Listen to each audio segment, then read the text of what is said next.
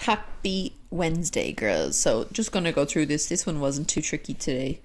So no major issues with it, I would say. So we'll just go through it anyway. Any questions, just give me a shout. First one, takeaway 42.88, takeaway 2.44. Key thing there, making sure your decimals are underneath each other, and then you shouldn't go wrong. 40.44.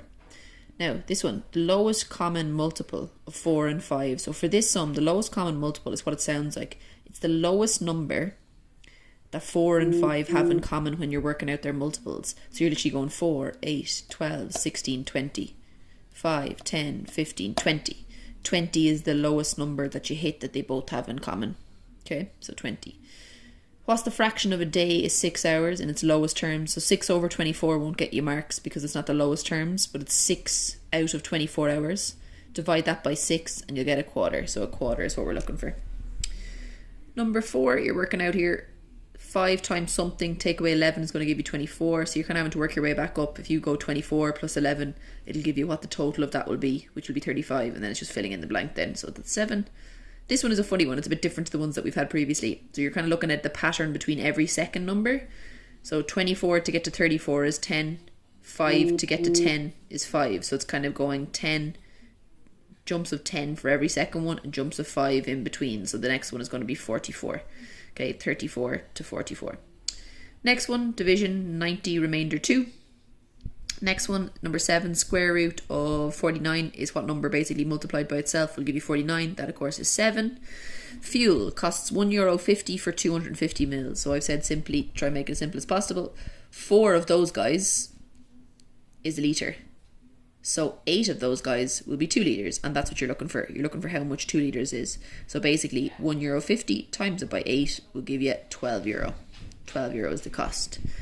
Next one, question 9, 2.12 kilometres. Hopefully we're getting good at these ones because they're kind of coming up every day.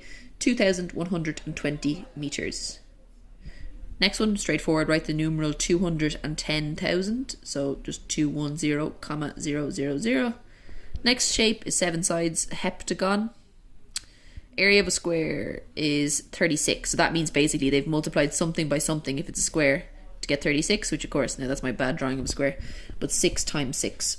Okay, so that means that perimeter, you're going to add the whole way around. So 6 plus 6 plus 6 plus 6, or in other words, 6 times 4, 24 metres. Number 13, just take away, you're left with 1762. Number 14, multiplying by 100 means you add 2 zeros normally, but because it's a decimal, you have to move that decimal 2 places. So excuse my didn't leave enough space for it there. So 4,350 or 4,350.0, whichever, both is the same thing.